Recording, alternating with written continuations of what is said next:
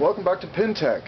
I just finished doing a semi-restoration on this Nishijin crab Pachinko machine, and this video is for the client to show them that the machine's functioning 100% after all the work that was done, and also to give a basic background on how to play the game. The reason this is a semi-restoration is because the playfield art was not replaced with a new one, and the pins were not removed from the playfield to clean them. That's the only difference between a full restoration and this semi-restoration. In the semi-restoration, the entire machine is completely taken down, all the components, and refurbished. So if there's rust, dirt, anything out of alignment, something not working, everything completely gets repaired, and it gets basically remanufactured. And probably better than factory, because everything's aligned and cleaned in a way that they would never do in the factory. Well, with that being said, Pachinko is a gambling machine in Japan, and it's played with balls, and you win balls as prizes. You win balls to exchange for prizes, such as redemption machines in arcades in the States. Only some of the prizes you can exchange for cash in Japan, and that's literally what they do. So anyway, in order to play, you shoot balls into the playfield. The balls then fall through the playfield through gravity alone, randomly by deflecting off the pins. And what you try to do is attempt to get the balls to land in pockets. Every time you get a ball in a pocket, balls will be paid out here on this tray. And this particular machine has 5 stationary pockets and 3 mechanical pockets. What I mean by that is, a stationary pocket is a pocket that stays in the same state that it's in whether a ball goes in or not. It remains exactly the way it is, a small pocket, like here and here. There are 3 more up here, and this one main feature up here. There's a pocket on the right side, and the center, and the left side. But those stay exactly the way they are, the same size. Mechanical pockets, such as these tulips, are mechanical in that, see the orange wings on the tulips? Right now they're open. So it makes it a very large pocket. Look at the difference between the tulip open pocket and the small stationary pocket. So it's much easier to get balls in one of these tulips. So when a ball enters the tulip, these wings close up to make this pocket the same size as stationary pocket. So it's harder for the following ball to get in to get a jackpot. So once they close, a following ball that enters will open the pockets back up to this size. That's why they're mechanical. They actually move, and they change their state from wide to small. In order to fire balls into the playfield, your only way of playing the game and having any kind of control is by using this shooter lever right here. So you rest your index and middle finger, or however you want to do it, on this rest bar right here, and with your thumb you pull back on the lever. So depending on how far you pull back the lever before release it is how hard the balls will be shot up into the playfield. And how do you get control with that? Well, if you shoot a ball really hard, it should wind up on the right side of the playfield. If you shoot a ball medium hard or soft, it should wind up toward the center of the playfield area. And if you launch the ball lightly, it should wind up on the left side. So that's your control of where the balls enter the playfield, either the left top, center top, or right top. And then after that, it's up to the nails and random chance for you to have balls wind up in the pockets. So if you want to shoot to the left side of the playfield, you grab the bar here with your fingers, the rest bar, and with your thumb you would just pull back lightly on the lever, and it's spring-loaded, and then you release it, and that should send the ball to the left side. If you pull it down further before release it, that should send it to the center. If you pull it all the way back to the rest bar as far as it can go and then release it, that shoots it the hardest. So that's basically all you do in Pachinko, is just fire the balls into the playfield and see what happens. Now, on your ball feeder tray, this is the ball payout and feeder tray. It's a payout tray because this is where your payout balls, when you get a jackpot, wins and fills up this tray. And this tray also feeds the shooter area, and that's right here. So when you have balls in the shooter area, obviously you can fire. And I have to go back one step, because it's maybe a few steps on Pachinko it makes seem complicated, but in order for the machine to work, it runs off of balls. All the balls are stored in a hopper in the back of the machine.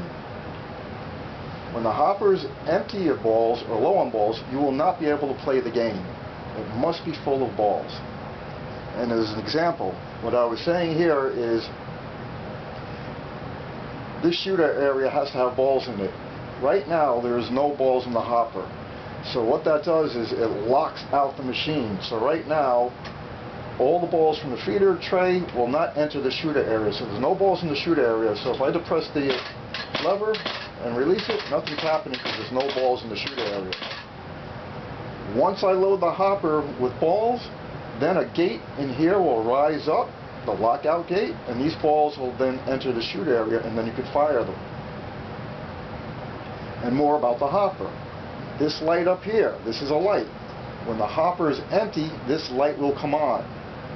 Or if the hopper is low, I should say. When the hopper gets very low, this light will come on to tell you that the hopper is low and you need to refill it. So once that comes on, get ready for the balls to be locked out of here and you won't be able to fire anymore. So if your hopper goes low while you're playing and you have balls in the shooter area, the balls that are in the shooter area will be able to be fired out, but they won't. The shooter area will not get reloaded from the ball feeder tray. So let me make it more clearer. You're playing the game. The light comes on. This gate will close the ball feeder tray, and the balls will not be able to enter the shooter area. But if you have balls remaining in the shooter area, when that light came on, you'll be able to fire out these balls until this empties out, until the chamber empties out, and then you're done until you refill the hopper. And the reason that's done is in case you get jackpots and there's no balls in the hopper, the machine won't be able to pay out your jackpots. And if you're a customer in the Pachinko parlor and that happens, you get very upset, and they don't want you upset. So that's why they lock out the shooter area if the hopper goes low. So now, say you start getting a lot of jackpots. Balls fall in your pockets and you're paying out a lot, and the balls start filling up this ball feeder tray. It could start jamming up in the machine. Some balls, winning balls, once it gets jammed up too much, will start paying out into this tray here. But you don't want that to jam up. So what you do is you send the balls from the upper tray to the overflow tray down here, and you do that by depressing this lever to the left. You see the balls travel from the ball shooter tray, ball feeder tray, payout tray, into the overflow tray. Okay, now on to the back of the machine. So when you get your machine home, first let me see if the machine's lined up in the video, and I guess it is. When you get your machine home, let me go back one step. I'm sorry, this is a off-the-cuff video, and I'm not good at just speaking on video straightforward. I don't have editing equipment, so it has to be just live, basically. Your machine now runs off of 9-volt battery. And what this battery is for is for the lamps on the machine. We already went over one lamp, that's the low hopper light, which is here. The other one is the jackpot light, which is here. So anytime you get a jackpot, this light will come on. Anytime the ball hopper tray goes low, this light will come on. I didn't install a switch to save on parts and any other thing that can go wrong. So what you do to turn the lamps on is you slide the connector over to the terminal, to the negative terminal. I'm sorry, the positive terminal. That's all you do, just slide it. So use the connector as a switch itself. And right now, you'll see that the low hopper light is on because there's no balls in the hopper. So that's the 9-volt and your power source for the machine. Now let's go over the basics of the machine. When you get the machine home, there's two things, and before you can begin playing, there's three things you need to check on. The first thing, before you attempt to load the hopper, here's the hopper that holds all the balls for the machine. Before you attempt to load this, you want to make sure that this lever here, I don't know if you can see it too well, this horizontal bar lever, you want to make sure it's down on the left and locked with this tab right here. What this does is it locks the balls and keeps them in the machine. If this is in the different orientation, which I'll show you, and unlocked, then the balls pour through the hopper will go through the entire machine and come right out. The idea of this lever here is for the Pachinko parlor technicians to dump all the balls out of the machine, clear the balls out of the machine in order for them to work on it. So you don't want this to be open, you want it to be in the locked position. And here's the lever. I'll unlock it. See, now it's up.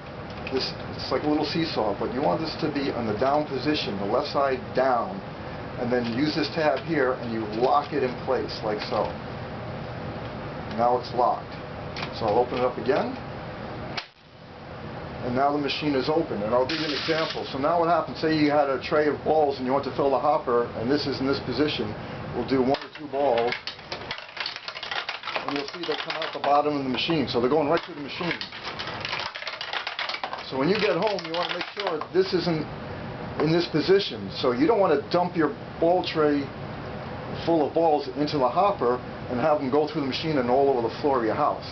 You want to make sure that this is in the locked position, like so.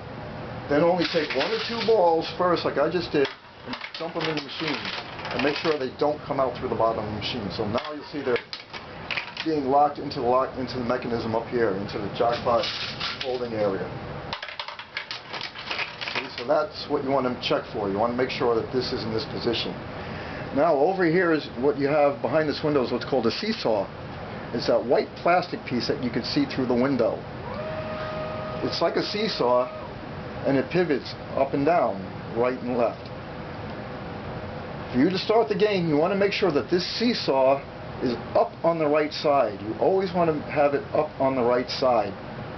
Otherwise the game won't pay out jackpots. It'll lock up on you when you try to play. So make sure your seesaw is up on the right. And if you look through the window and it's down on the right, there's a pin underneath this box right here, and you just push up on the pin and it'll push the seesaw up on the right into the position it's supposed to be in. Another way to tell if this is in the wrong position when you start a game, let's put the connected battery. Right now we have the hopper light on because the battery's connected, but that should be off. So say you're about to start a game, you have balls in the hopper, and this light goes out, but the jackpot light is in the on position. If this jackpot light is on before you even start playing the game, you know that this seesaw is in the wrong position. So what you want to do is set it up to the right, and that should set everything correctly, and the light should go out. At least that's how it is on a lot of Pachinko machines. On this particular one, I forget right now if this is actually connected to where the jackpot light is. But anyway, those are the 3 things you want to check for. That your hopper's full, that the ball lockout mechanism is in the lock position, and that your seesaw is up on the right side of this plastic white piece. You want to make sure the right side is in the up position. So now we're going to fill the hopper with balls. This is what you need to do in order to run the machine. It all runs off the weight of the balls, and like the game Mousetrap, everything's connected through weight and the motion of the balls. So when we fill up this hopper, this light should go out.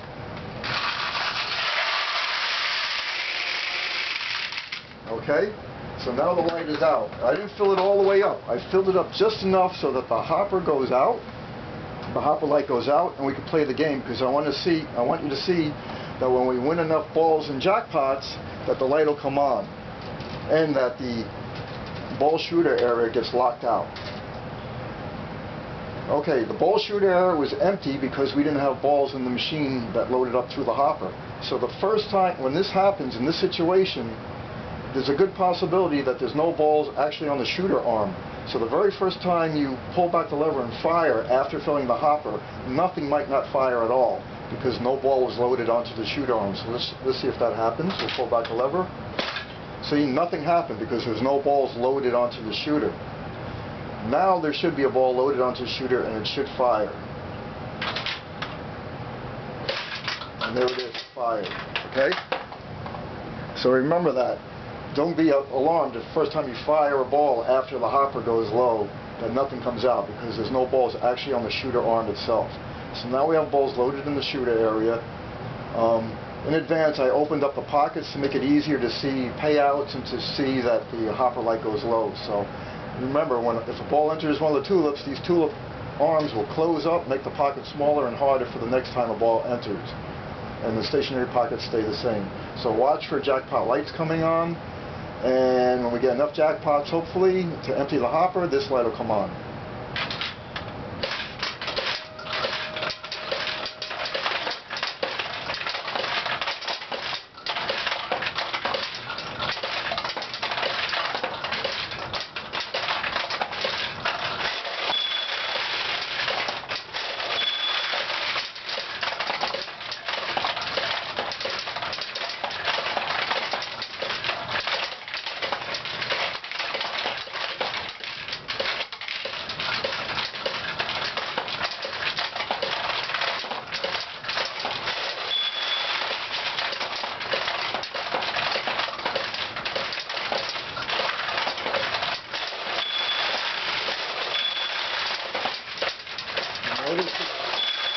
Notice the tulips opening and closing. See, now this one's in the closed position, this one's in open position.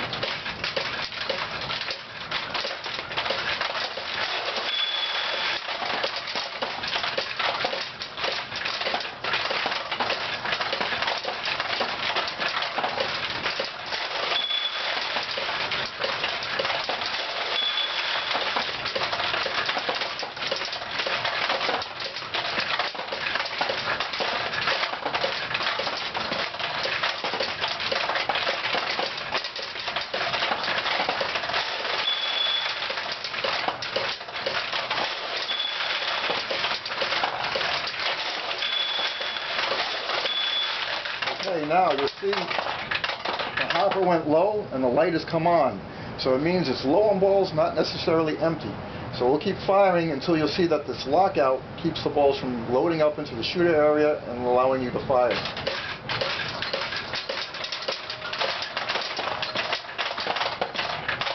Okay, that's it, you see? The ball feeder tray is still full of balls, but they're not moving because it's locked out. And it's locked out because the hopper is low or empty and that light is on. So you see we can't fire anything. Let's load the hopper one more time.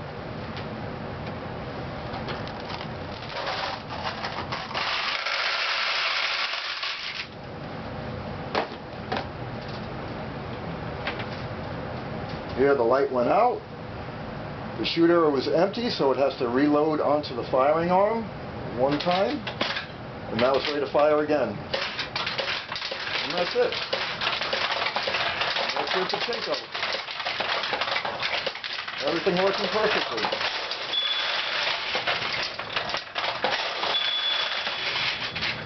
And I'll show you another example of this is a hopper. We'll release this lever and show you the balls drain out of the machine to show you why you don't want this lever in this position. You want it to be down on the left and locked. So let's release this.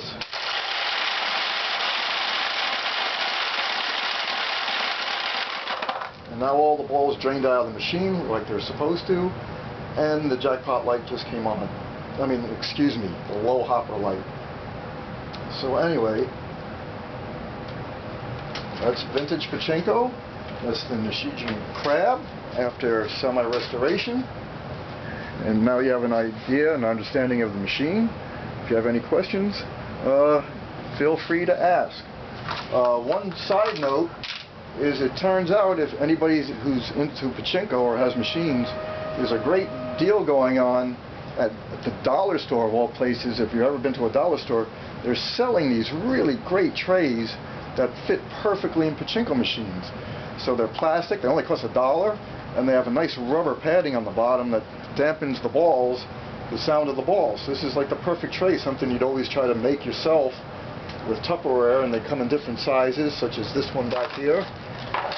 They're like ideal for Pachinko machines. Only $1. You really can't beat this. I've had every kind of tray you can imagine, including actual Pachinko parlor trays. And usually you have to add rubber to the bottom. You don't want to use felt on your trays. You don't want to use any carpeting type material because that disintegrates after a period of time or degenerates, and it gets poured into the machine with the balls, and that clogs up your whole machine. The main thing on Pachinko machines, they must be absolutely clean in the back and all the ball tracks and channels for the machine to operate properly. But anyway, this is a long video, and I hope you like it. If you have a pinball machine or a Pachinko machine, that needs repairs or full restoration, semi-restoration, contact me at Pintech on Facebook. If you like the video, please give a thumbs up or subscribe to the channel. You know the usual that you hear on YouTube. So anyway, that's it. Thanks for watching.